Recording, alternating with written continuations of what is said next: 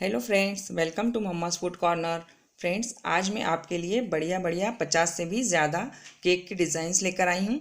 तो आप इसे एंजॉय कीजिए। और आप मेरे चैनल पर नए हैं तो मेरे चैनल को सब्सक्राइब ज़रूर करें और बेल आइकन को ज़रूर दबाएं और कमेंट भी ज़रूर करें कि आपको मेरे केक की डिज़ाइंस कैसी लगी।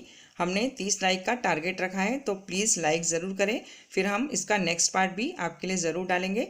और फ्रेंड्स, एंजॉय कीजिए, खुश रहिए। Thank you.